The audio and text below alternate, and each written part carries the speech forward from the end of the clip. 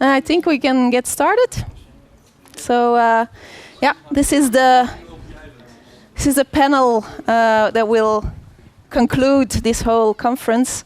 I'm Caroline, by the way. I'm part of the Flemish Department on Education, the entity on cultural education, more specifically. And I was asked to moderate, so I'll try to do my best. I still have to introduce to you two persons. That is Camilla and Greg, right? So Camilla, she's a writer, a curator, and an experimental filmmaker. She's currently a postdoctoral research fellow in the Department of Media and Communication of Goldsmiths University of London. And Gregory Marcus is a project leader in the R&D department at the Netherlands Institute for Sound and Vision, the National Audiovisual Archive for the Netherlands. Welcome. So maybe we'll start with a few questions from my behalf to the panel. If you want to ask some or to shoot some other questions, do so. Just lift up your hands and we'll give you the speech. First of all, I would like you to discuss a bit what is the real relevance of all this. What is the real the goal we have to keep in mind on behalf of getting digital in an educational way? What is is it really necessary to make digital tools and so on? Do teachers need that? Do students really are waiting for that? That's Well, I mean, I don't think that's a question whether we need them anymore. I think with Jonathan's presentation and Prodromos and many other people today, we do need them. Is how we use them and what we do with them. I think Jonathan's creative jam, in Australia, and also seminars that we did at Goldsmiths and University of Coventry, and through 5-6 years of teaching, definitely you see that the students' responses to material have changed. A straightforward talking head lecture is no longer a way to go. The attention span is different. We need to be able to adapt probably a variety of different methods, including some traditional ones. But of course, there's a lot to be said for those. But I think the context has changed, and I think we really need to be able to provide also institutions and teachers in the case of not so much even higher education, but on a lower level. I think that's more of a job for you guys because universities, of course, are doing it. But so I don't think it's a question whether we need it. We do need it. Yeah. I totally agree. It's a question of how, and this how has multiple layers. And the more you scratch the surface, you realize that. There are different things than you would expect them to be. Things are different. So just to give a couple of examples, I mentioned them during my talk, but this is, I think, I would like to highlight them further. Use of mobile devices, not just for capturing images or sharing images, but as also as means of editing images. Quite a few of the students, especially with the new generation of smartphones, especially with iPhones, by the way, they do a lot of editing, especially teenagers. So one thing is to understand what it means to do editing while you're talking, how much time do you spend with that. It's not attention span only in consuming, but is the time they spend in actually manipulating images, audio, video, etc. The second thing is that what we call data literacy. I think we've been and media literacy. So we've been beyond the question of whether you understand how to use a digital device. But because they use their digital devices mostly linked with social media, of different types, we need some media literacy. What does it mean when I post a picture of myself in an awkward position in social media? What does it mean for me when I'm 14 or 13 years old? Yeah. How much is this going to affect the next my life or my social life within my school. And the other thing is how do I actually I'm not just a consumer. How do I actually craft data? Everything is API related. Everything produces data, or you can play with different types of data. How do we actually make them really active in that respect? I was actually kind of put on this panel to play devil's advocate to some extent, because obviously everyone is pro-digital in education. From my perspective, maybe, yeah, I mean, I think a lot of people that were in school in the 90s or in the late 90s and the early 2000s in elementary school and junior high, as I was myself, digital education meant the teacher bringing in a TV to play something.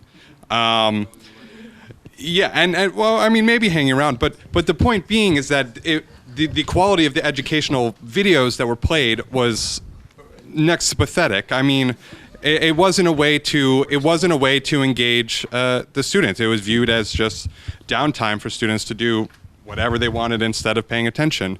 But I think that rings true now with still bringing technology into the room again. Whatever you're bringing in to facilitate learning through new technologies, is the emphasis really has to be on quality and effectiveness and engagement. If you are going to bring in a tool, or if you are going to use it to tell a story, it needs to function properly, or otherwise they're going to get distracted or frustrated and just want to give up on the tool or do something else. If it's a video or an interactive platform, if the story is not engaging, again, you're going to lose them to something else. So sure, new technologies in the classroom, it's inevitable, but really need to focus on the quality and not the quantity. I mean, there's a lot of tools. I mean, a lot of people talking about a lot of different tools. So, I mean, definitely focus on consolidation of efforts, collaborating more, and yeah, not even best practice, because I think that's just a buzzword at this point. So really getting your ideas together, working in open source, as Prodromo says, having an inventory of open source tools available, and really building upon these together. So that's my thought. Well, we at Europeana are obviously also in the pro-digital reuse in education. I agree with the points made by my partners on the panel. What I just want to stress is that for us in Europeana, it's important that we give the freedom to experiment as well. So the digital resources are there, and we try to provide as high quality as possible, and we continuously working on that as we understand the importance of the data for creation of engaging and high quality educational material. But it's up to the people who know their educational communities to decide what will be the most engaging, and for them to create these materials. Okay. So, as a representative of a Ministry of Education, I have to focus, but a directorate for the development of the digital education. So, I agree with most of your points, but I think we also have to focus that every time we have to work again and again with some teachers and students who don't are able to use the digital, or are not convinced with the digital, and maybe for the good reasons, not only. So you have these people, you have those who are engaged, but a little engaged, and those who are running over and over, and those who are running are not those who interest us very much, because we have to improve and to increase the skills of all teachers and students, and skills not only using tools. The tools to using the tools for the tools are not very interesting. Accessing high quality contents, I agree, because I have to struggle with many people to say and to improve that the access and to high quality resources, pedagogical resources, digital pedagogical resources, means contents and services dedicated with. So, what for? You need to have a project, and you need in your curricula to have a project. You need to support the teachers, train the teachers and the students to use the digital contents with projects, and not only knowledge, but knowledge, the know-how, and also the purpose of the media education. This is the most important for now. And so you have to learn them also what is the metadata, what is the CMS, how to publish, how to edit effectively. Because for now, there are new ways of writing, new ways of reading, etc., etc. And this is the new school we have to build. But the digital increase and enlarge the possibilities and all the possibilities, because if the the electricity cut down, you have to dance or to do theater. So this is the way of our teachers are doing, and also maybe we have to focus at one point, because this is the major point of the digital plan in France for now. We have to act globally. It means training teachers, contents, open content, reuse, etc., what we say, but also infrastructures and devices, etc. There are many situations, many different situations we have to deal with. So it's a big challenge, but it's very, very interesting. Thank you. No, you can keep it. You can keep it. Yeah. I think the things that I showed this morning, the trick, I guess the best thing to say, there are also some unique features of both the analog and the digital, right? So if we are doing quite a lot of hackathons and workshops. I love paper prototyping, Lego blocks and stuff like that.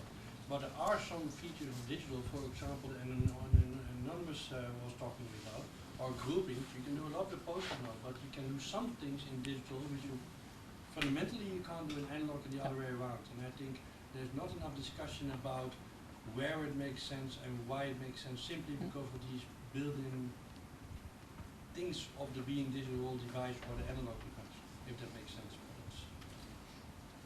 Okay. I think the key thing perhaps is, I don't know, we certainly do it in our teaching, but what I understand by digital is actually a very hybrid thing. Yeah. So you actually, Exactly. I continuously, travel between analog and digital, and that, one is not exclusive of the other one. And I think we in that lucky position that we actually have access to still most of that stuff, because there was that argument that when the digital arrived, that suddenly all the analog formats are going to go. There are many more types of Super 8 film now, for example, than there were in the 70s. Yes. You can still do it. I mean, it's a question of finances and cost, of course.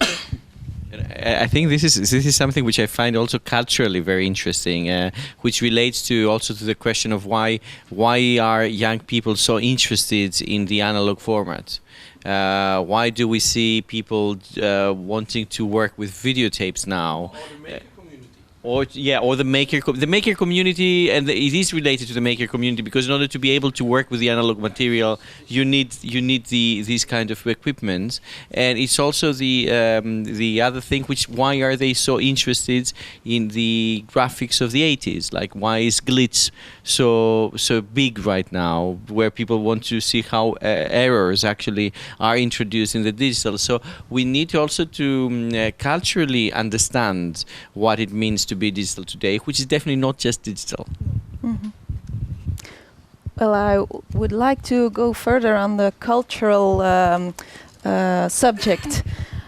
Does the digital or the digital heritage can it put together on European scale? Can it bring together people culturally, and what can you how can we achieve this? How can we get a greater cultural identity, European identity? Can it relate to that?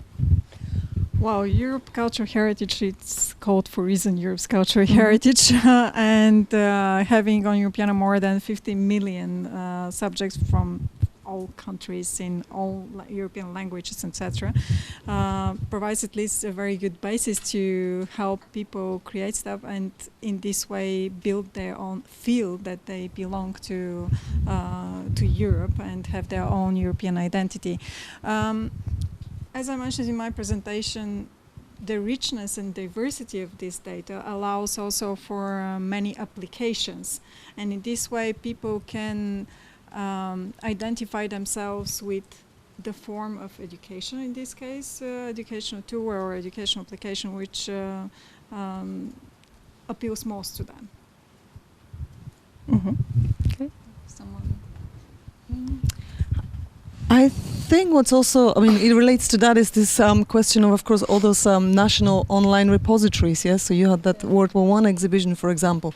And I think that's really interesting because there's an opening of avenue now to actually tell alternative histories. Because, you know, depending on which country in Europe you came from, Fred mentioned that today, that when he was studying history, he didn't know about the Balkans. I mean, in Poland, for example, we were taught a very particular version of history, which was Marxist at the time. So now we're in a very, very different point, where actually, through encouraging individuals being able to use the tools and engage with those repositories, you're actually completing a kind of a version of history, because there's not just one, there are many, many histories. And this is both important kind of mission, I think, ethically and politically as well, considering where we are in Europe at the moment, or in the world generally, but I'll stop there. Yes, so this time as an history teacher. So you give the right point. Europeana and the cultural heritage is a big chance, but also they have to work a lot, because when we are for French teachers, as you know, we don't speak very much many languages. We have some difficulties. So, but when we want to go to the resources, the contents from Poland, Finland, so we have a little bit difficulties to search. So to know how to search these points, to compare, to give the comparative histories, or etc., etc. And also we don't have to forget that there are multi-scale European, national and local authorities, and this is Europe, so we have to manage with this. So this is the reason why this is important to promote Europeana, even if, as you know, EduTech is a national portal, so we have to work together more and more. So. I think this is a fascinating question. I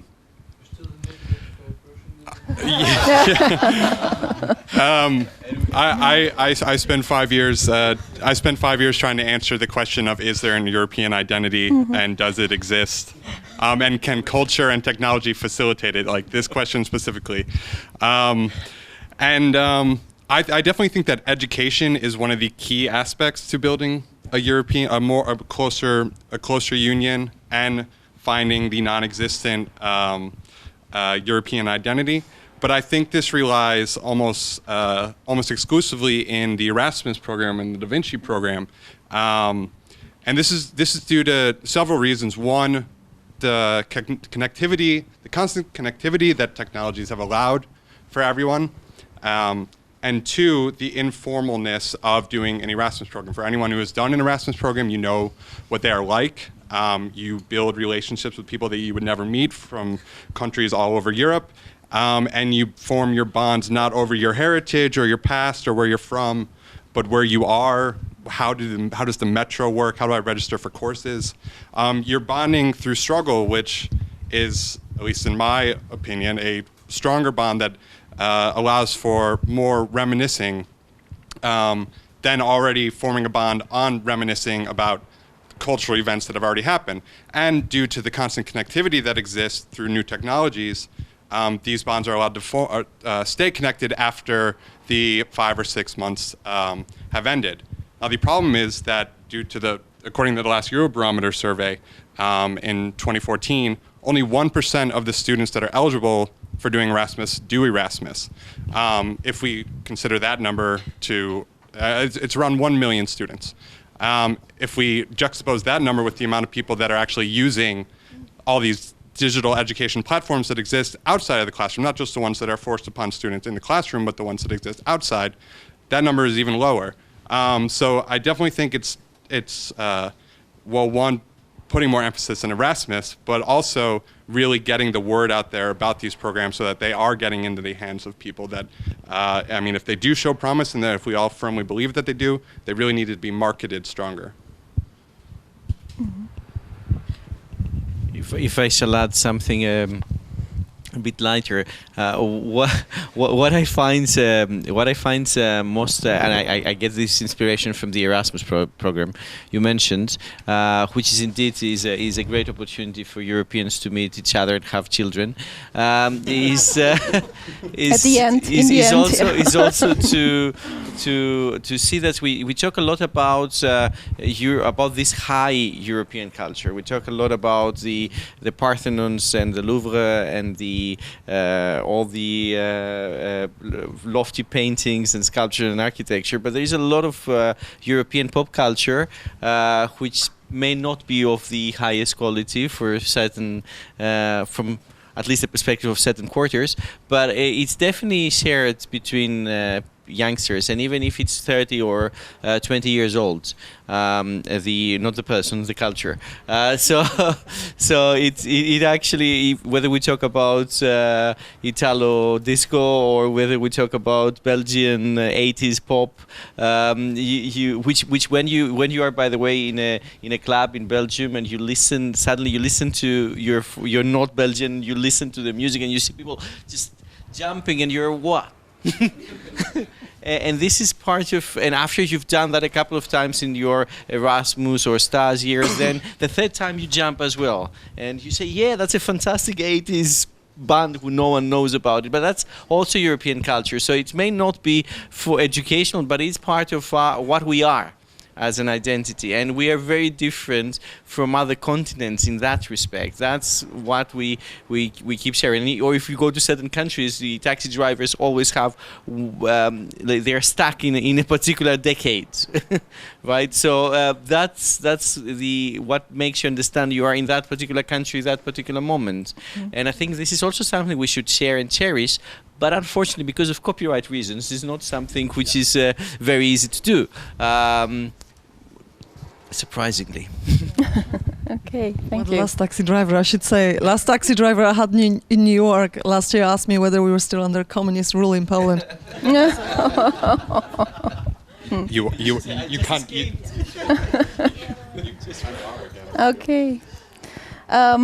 Well, I agree on the European identity. If I can just add something, there has been research on how much do we relate to our identity. Is it regional? Is it on the part of the European identity, or is it the country? Well, and what seems is that new people who arrive, or still generations from new immigrants after them, they still relate more to the European identity than to the local identity. So we have to really put forward and to try to set for this identity instead of trying to locate them and try to relate them to a country. There's also been the European Commission has also put out the few competences, different competences in education, and the 8th competence is that of cultural awareness and cultural expression. And this is a really a nice evolution, I believe, that we have to still engage people to get aware of their identity and their cultural awareness. and free expression. And this is, I saw a few beautiful examples about this expression of your culture. Yeah, I just want to add something related to what you just said about the European Commission and the acknowledgement of the importance of cultural awareness and European identity. Maybe you know, but 2018 will be the year of cultural heritage. So this is again recognizing the importance of cultural heritage for everything related to the European acting. Yeah, I'm sorry, yes. So 2019 will be the year of the cultural heritage, which is another recognition of the importance for the European identity as well. Okay. But I think when we talk about European cultures and identity, but you know, Europe is not just about English of the internet.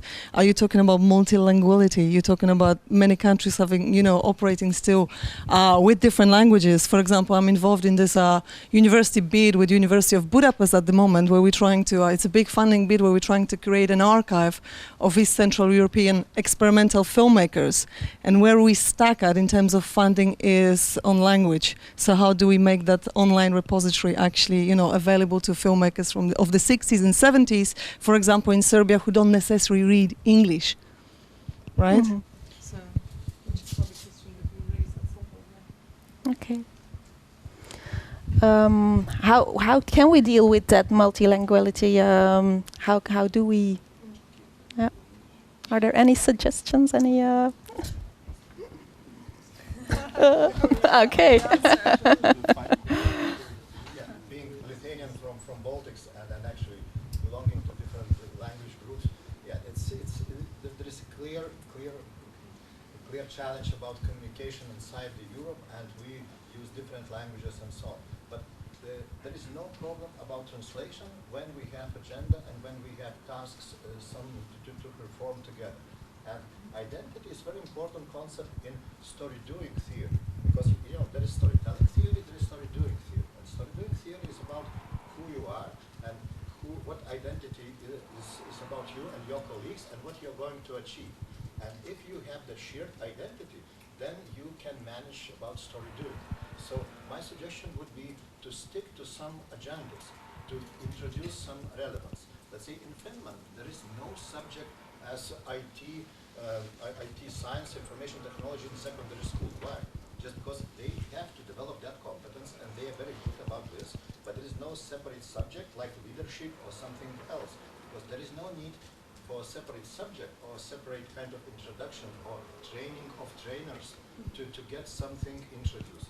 So Fred mentioned openings, and I think that's very important. It's very important focusing on some agendas, on some tasks we have, to introduce in very patient manner some openings that may attract others, and that should be kind of viral. Just because pushing and training, that will not work. But if we have some agendas, if we have some reasons, let's say some projects, what to celebrate, let's say this year Shakespeare or something else, then it's doable to introduce some vocabulary, and then translation will be done in order to achieve something. So digital heritage is a wonderful way to make people co-creating together, but it's very important to not miss the point what we are going to do. So if history teachers in schools, if they will start using these tools without any kind of very special training, if they want, of course, they should get access to this knowledge, to skill and develop skills, but it should be very, very practical. Then that will become viral. Otherwise, we will train the trainers and we'll train politicians and we will create programs. We will expand Europeana, but without clear agenda, without clear meaning of what we're doing. Okay. Yes. I have a question, which is a bit off that track, but going back into the sort of educational frame a little bit. I'm interested in what you think. I mean, what I've been hearing a little bit, and I know it's a bit of an old debate, but the sort of training versus education sort of dichotomy. And I think what we're talking about, or we seem to be talking about, is the need for kind of training through, you know, using and training of these different tools, but also, really thinking carefully about what the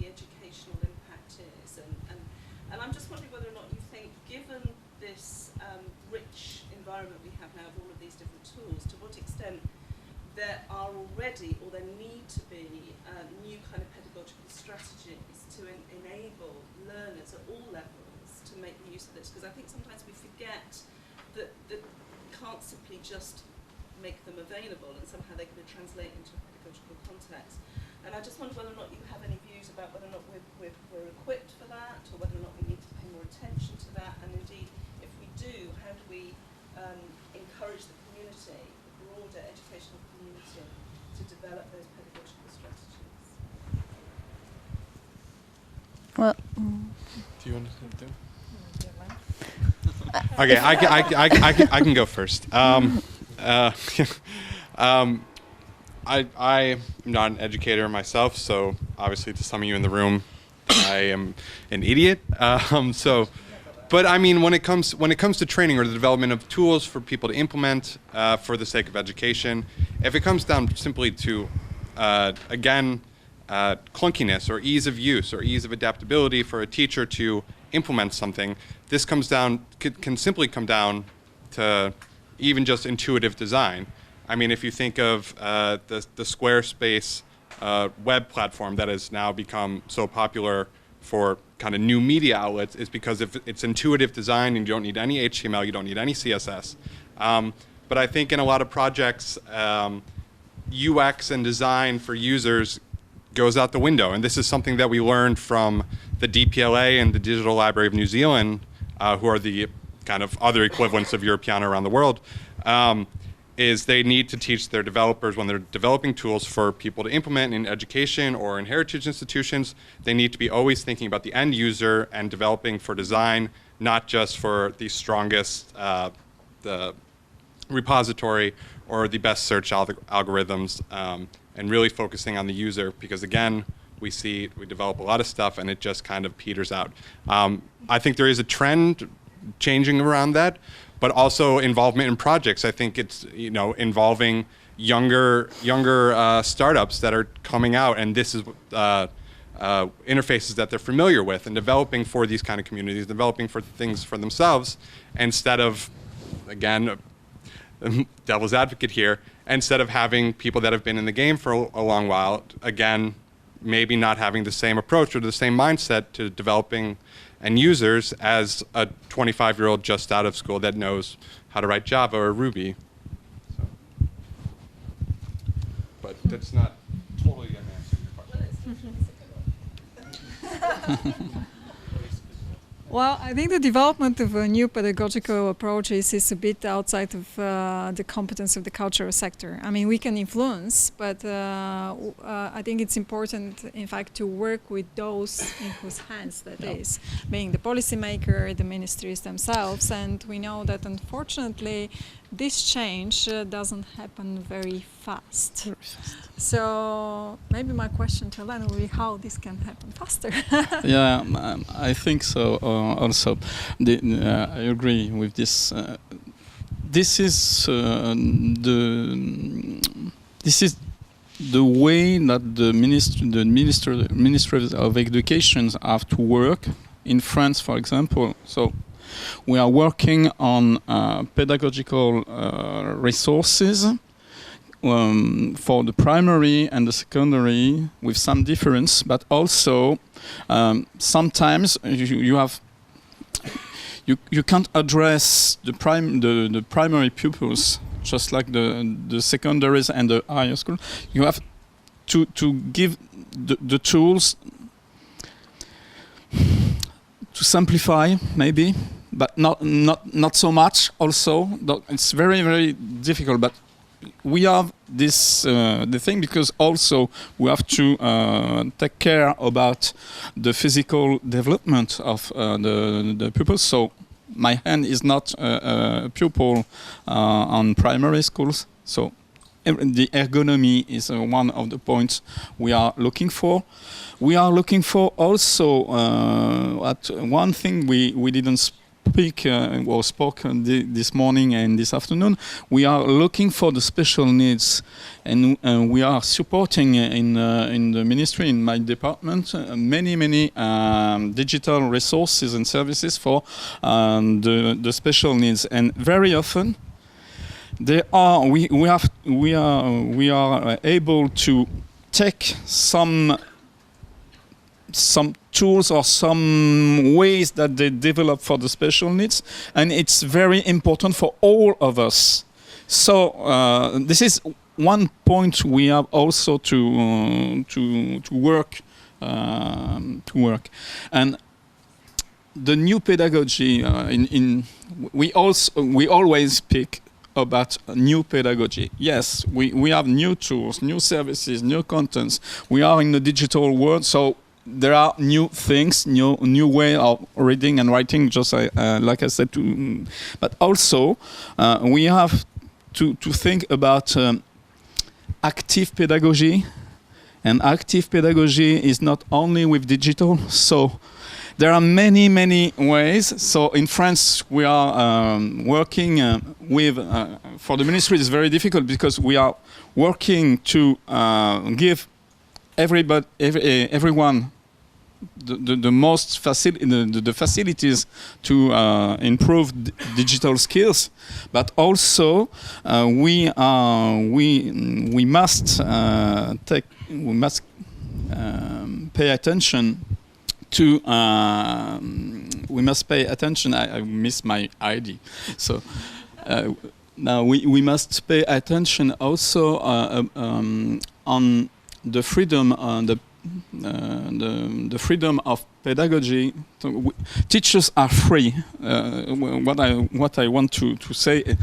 Teachers are free to do or not to do, and we have to accept also that even if we gave them EduTech portal with the best resources, with the best services, they have the possibility to use or not to use, and it's not use and reuse, it's use or not to use. So we pay about this, and we must pay attention to the diversity and give the diversity the possibilities of enlarge with digital, use digital, and sometimes not digital. Just like I said, and it's very difficult to build this at the national level.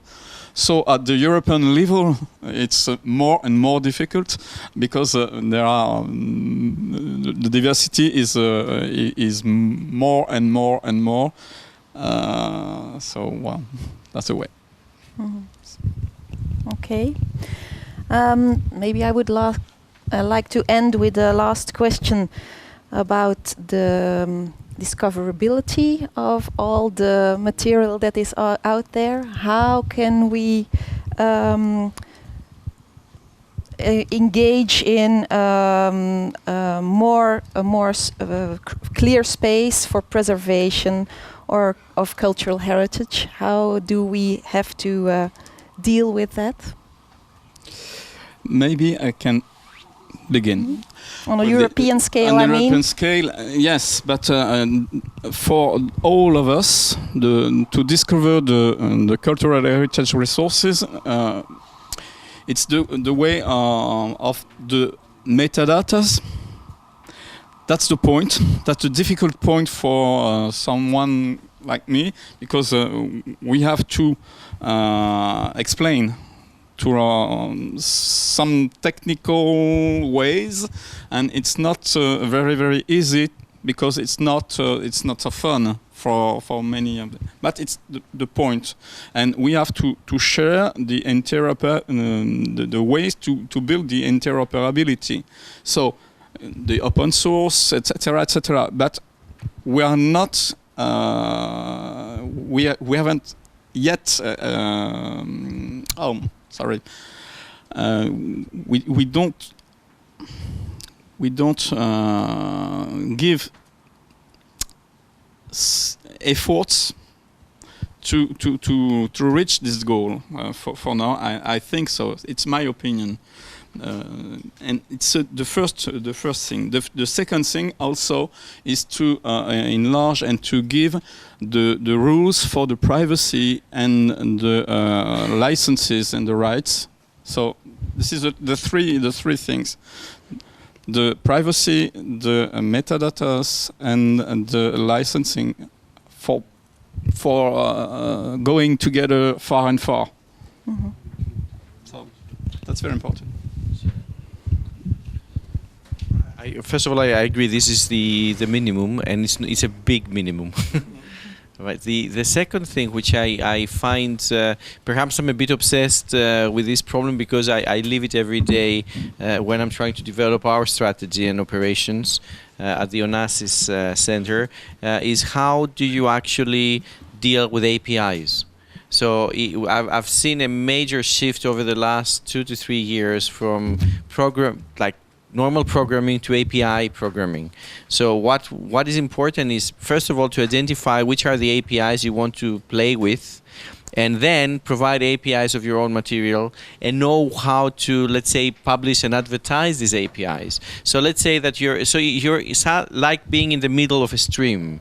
You have to know where you get your water from, and you need to know how you're gonna make sure whatever you make with this water, whatever colors you put in it, how do you make it available to people that can make even more things? And for a cultural institution, normally we collaborate with other cultural institutions to obtain other types of content which is related, and with educational institutions, actually with research institutions that give depth to our content, or companies that give enrich our content. And finally, normal outlets for us is educational institutions, research institutions, companies.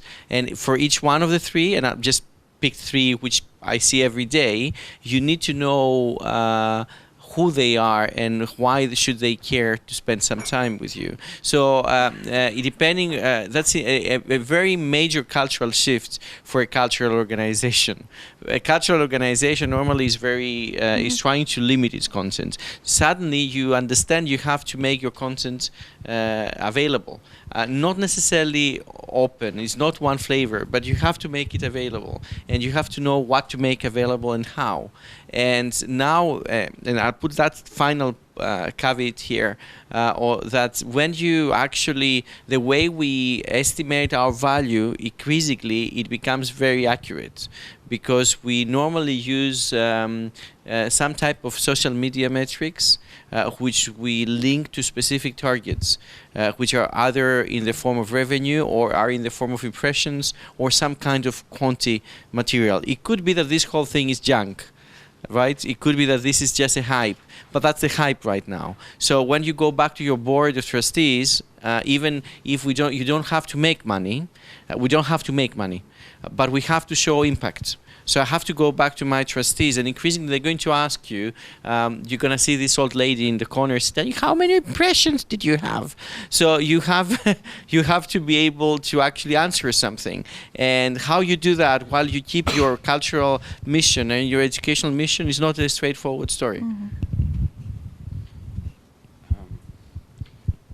Maybe it should go to you first. No, okay. Well, this is a massive, I mean, there are conferences around this topic. But first off, hats off to Europeana, especially with the change in the new platform, the new content reuse framework, the implementation of kind of the tiering of content providers in terms of search result rankings. I think they really have their eye on the prize on this, and then now it's just implementing it over the next few years. Because this comes down to, well, I've noticed from being involved in Europeana research, which is the Europeana aspect for digital humanities, and then creative reuse in Europeana space with the hackathons and doing surveys and results from all this. The teachers didn't know how to use Europeana, and so gave them a tutorial for an hour. And then I showed them the Facebook stream. And so, but you can also just come here, and then you'll have curations of on this day, and you'll get 5, 10 images of just one topic. And that's what they love. They're like, okay, can these be cataloged somewhere so we can all just pop in there and throw in a search term or a date, and we'll get the images right away. So like thinking very small and very condensed. And then let's go to the next tier, and then the data sets on Europeana Labs are also great assets, because then it's a little bigger scale but still very narrow. And then you have the channels, and again, a little bit bigger scale but also narrow. And then you have the whole massive thing, which is now going to be, in the coming years, smoother and hopefully easier to operate for everyone. Again, you're right, it comes down to metadata and interoperability, it comes down to licensing, because you might find some great things, especially in France with the National Library of France. incredible audio that's supposed to be in the public domain, but it says it is, but if you read the licensing and you know the interworkings of everything, it's not, which is a real disappointment. But then again, what we learned from what we learned from the hackathons is that an 18-year-old or a 20-year-old really couldn't care less about Creative Commons. After entering the electronic music world for the past year, record labels really could care less about Creative Commons or new licensing schemes because it works and it's complicated to adopt these new things. That doesn't mean we should give up, but I just want to say hats off to Europeana and what they're doing and tiering things, and data quality really needs to be increased, but I think all this will just help everyone. Okay, so yeah. I officially declare Greg great ambassador of Europeana. Thank you very much. There is not much to say after everything. After the speech. No, but you're very convincing, and I think it has even more credibility hearing that from our partners than from Europeana. But it's really about the data quality, about the open licensing or the proper licensing, and the ways we help users to find this data, meaning the channels, the social media, promotion of all these, the existing educational platform, etc. So to put it short. Okay. I think we can end here, and thank you. Oh, you still want to add? I thought maybe it would be nice to hear some of the. Okay, of course. If someone has some questions or some remarks. Other than Daniel. No offense. Maybe I say one more thing, which may or may not be a question, I'm not sure, but as an educator, I'm primarily an educator, or certainly used to be, and I think one of the things that has been really important throughout our project and the work that we've been doing on the project is that as we've increasingly started to think about the way in which our work has impact within and application to educational context, is that we have to keep asking why. I mean, not why is it, but why to the people we're working with. I think it's really important that fundamentally to the engagement we have with our young and older learners is that we keep asking them to think about why. Why are they interested in this tool? Why are they engaging the way they are? Why are they making the stories they are? Why are they, so what is it that the digital is changing in relation to their experience of cultural content? And I just offer that because I think it's something which when we bring together the professional cultural communities and the educational communities, it's sometimes a thing we don't do enough of, I think, and to keep probing why it is that we're doing what we're doing, because it encourages everybody to think at a more deeper level, really. So it's about encouraging thinking, I think, as much as anything else, because sometimes the tools themselves become the focus of trying to make something work, and you spend less time asking questions about it. So I would just offer that. I don't know if that's... No, I think it's a great point, but also something that we've been experimenting with at Goldsmiths in Coventry, and Jonathan in his creative lab is doing a great job at it. That I agree that the digital for the sake of digital, it doesn't do anything. But I have this slogan which I use in my own teaching, which is critical thinking through making, which is what actually the digital tools allow you to do. So if you look at the jam, like creative jam like this, on the spot, the students are actually capable and willing to play. Playfulness is very important as well, because I think they can learn a lot, and that interactivity, which is so immediate.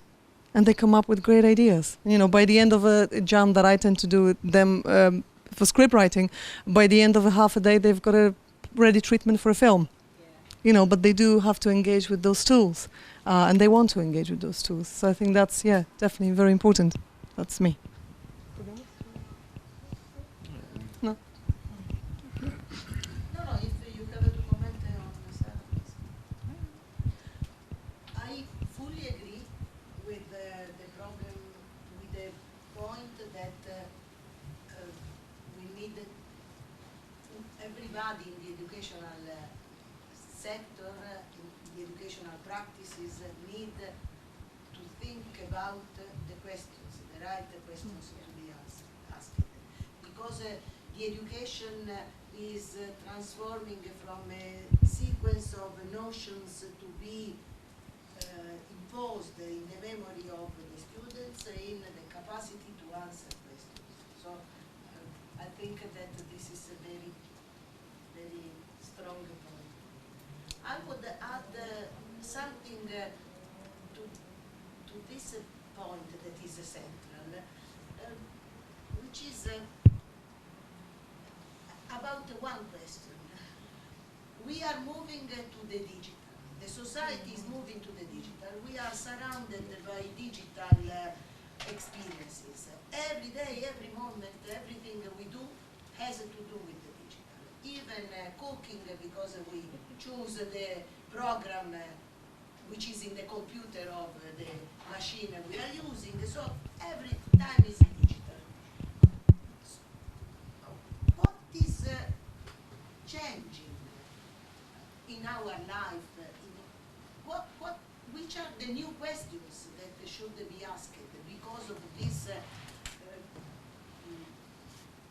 permanent experience in the digital world? And how can we bring back through the digital experience, because we heard that the digital is becoming a part of the education, how can we bring back the attention of the learners to the physical world? Because we do not live only in the digital world. We live also in the physical world. If we forget to bring the attention of the learners to the physical world, we risk to have a physical world that is the jungle, where we don't care, we don't have any intelligent approach. And everything is happening in the digital world. I think that this is a question that teachers, educators, ICT developers, everybody should think about. And in fact, in our title, there is the touch, and touch is something that we do with the physical. And we do with an iPad as well.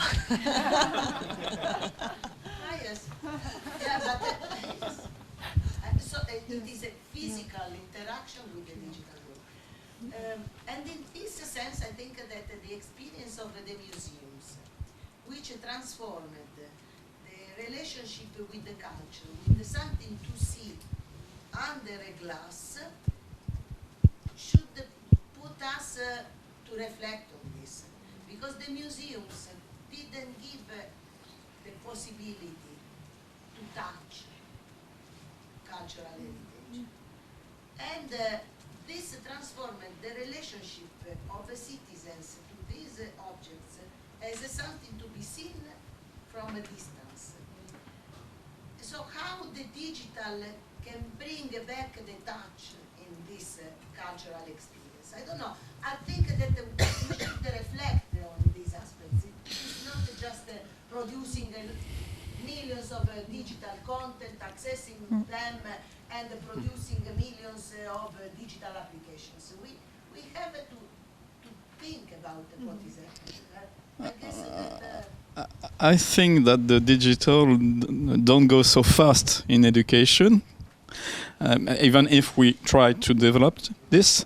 And also, if you saw the video this morning, very often at the moment, the teachers and the students use digital, but also at some moments, and they use also papers.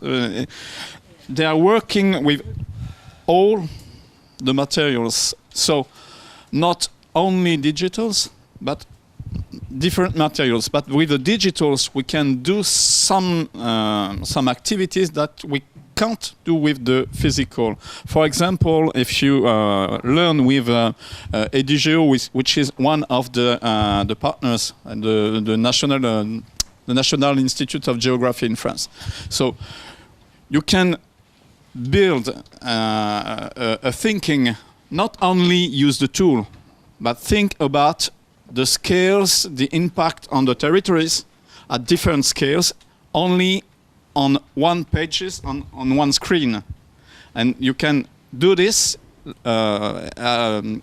Before you have to do this with very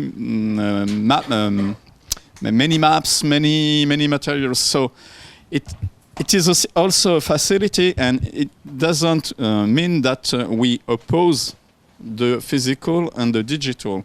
So at this moment, we have also to think why we are using digitals more than physicals. So I think the education will not be only digital, even and also for the children, the primary age, they have to develop. They have to think, to run, to. So I don't know. I don't. You're now sort of asking the question. You can't imagine if you think back. Writing is a technology. Do you think they ever went like, do we go for the oral or do we do this new writing sort of technology? It's sort of just a tool, right? It's just something that we invent, that we use and we mix up. No, it's not. It's not just. It's just a tool. It's not just a tool. It's not just a tool. It's not just a tool. No, but I guess the question of how to what extent the technology infiltrates our lives now, it's a one that we've been dealing with for a long time. But at some point we'll probably stop talking about it because it's just one of the things that is integrated. Like we don't talk about writing versus oral, right? yeah, but then you also equally don't do, when you get up in the morning, you don't do and reach for your analog phone because it doesn't ring, but you reach for your mobile phone.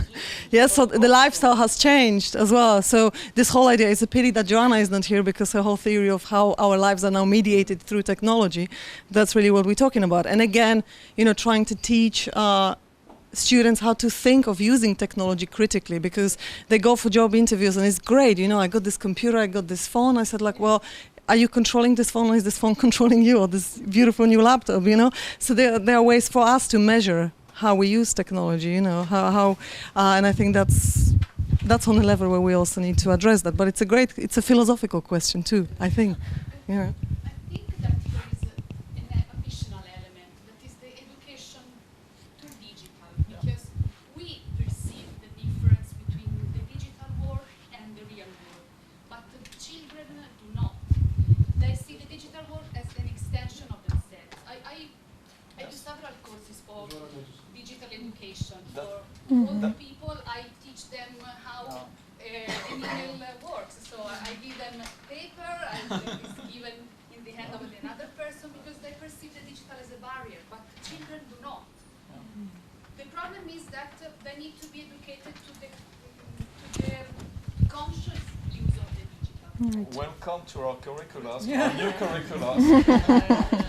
That's another way. Because sometimes I organize several courses, and some of them you get trainers that present the digital world as the devil. Yeah. So they end up these courses with the parents. Now give me the smartphone. You will never use it again.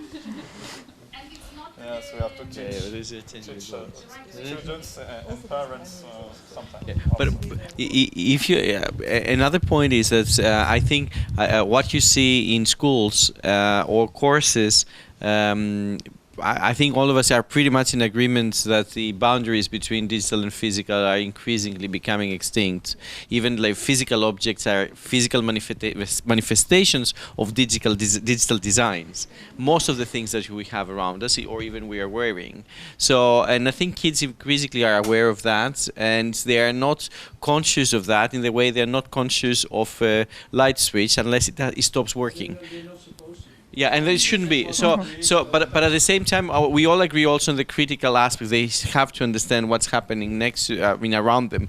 But I think there is also another element. But for being critically disposed against these objects, you need to be aware of how they work. So you need to have some kinds of, in the broadest possible sense of the word, some open source training to understand how the things behind the surface look like and work. what kind of ideas? And what can you do with it, and how can you interact, how you can control them and not control you, or not just control you. And what we see is, because there are schools, the schools that normally are able to do that, they tend to be either private schools or very good public schools. In different countries, public schools means different things, but let's go for the continent. So public schools, or that actually they are experimental, or they tend to be excellent schools. And you see there, you already start reinstating the divisions and a new generation of digital divide, even from the educational stage. And I think we, especially you people coming from the government, should really have a digital policy that aims at not reinforcing such divisions and gaps and divides already from the school. Because a child that actually goes through a whole 12 years of education with robotics, with understanding the making culture, with Python software, and then you have another child that does still Pascal, or something which is 10, 15 years old curriculum, because the ministry couldn't really bother or didn't know how to change it, and they learn about the risks of social media, which is a 10 years old course, like 5 years, or I don't know, it's 8 years old course. And they still do the same thing. It's really the only thing that it does, it widens the divide, and I think we should emphasize that as well. Okay. Mike for a second. Last intervention. Okay, so there are two facts. Okay, first of all, the kids are way smarter than us. We are thick. Okay, that's a fact. Second fact, digital is embedded. Is totally embedded. There's no way out of this. Third fact, we are putting walls by licensing, by not tagging stuff properly, by not enabling access. They will share once we open things up. And the last thing that they need is a teacher. They don't need a teacher. They need a leader that would show them where to find things. And they will continue doing this. Kids are hungry for new stuff. That's it. Okay. Yeah. Last intervention. You know, there are a lot of concerns about this brave new world, and I think that Antonella pointed to the very right kind of edge, the edge between digital and physical, and this is very important. I think nowadays this touch is about touching tablets and so on. So action became interaction, and you know, in Silicon Valley, though these big guys, there is trend that they do not allow their kids to use digital until some age. And I think these guys from Silicon Valley, they are quite smart, because this interaction, when it replaces action, that may lead to some wrong results. I'm son of 2 teachers, so you know, that's education is kind of in my blood. So idea is that, you know, it's very hard to create nowadays something nice with digital. Still, a lot of creation happens in physical world. In digital world, we have techies, yes, and techies, they create something, but not everybody are techies, so not everybody are engineers. And since we're talking about cultural heritage and cultural world, these guys and this culture is based on libraries, museums, and there is some kind of that we cannot speed up those processes, and there is no need to. So talking about kind of pop-up museum we discussed it last days, you know, pop-up museum might be about some rollout, then some digital curation and some digital navigations towards the physical museum, because the people working at museum, they cannot move too fast to this new brave digital world. And this new brave, I think we should be very careful about that, because that may lead to some results when, you know, the Facebook phenomena, in my point of view, is just because it's so engaged people just to press like. It's just kind of reaction. It's not action. People not always create. They just share and react like. So where creation is, where creative industries are they just reacting or interacting? I think something... See, the power of likes is not really me doing live. It's me and 1,000 other people Okay. doing live. Okay, maybe we can discuss this individually. Thank you very much for joining. Thank you, Prodromos, Camilla, Greg, Milena, and Alain.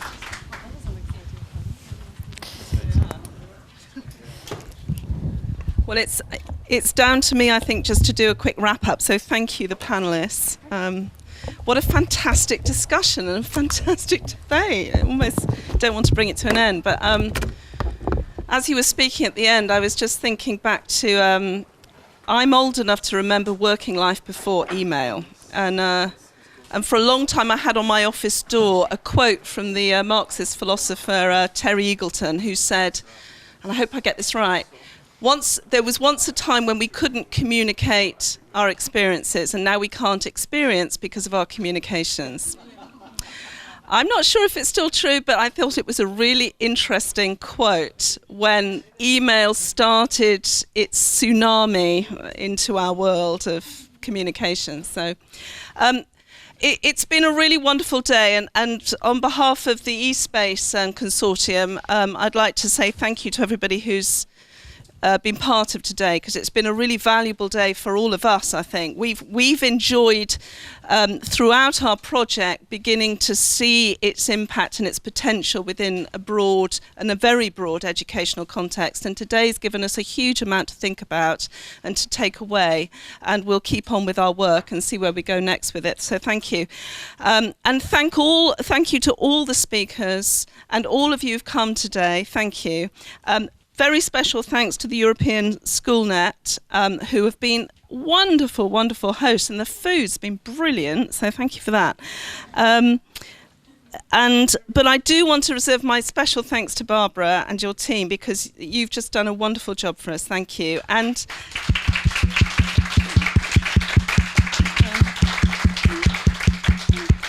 it's a bit of a sad moment for us, actually, in the project, because Barbara's leaving us.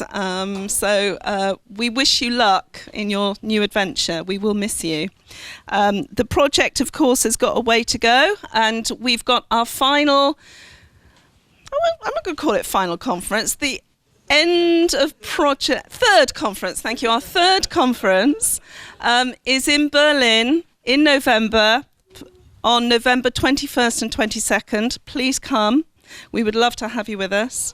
I'm told that there is a reception now next door where we had lunch, so please do stay around, continue the conversation, and have a drink or two, and safe journey. Thank you very much.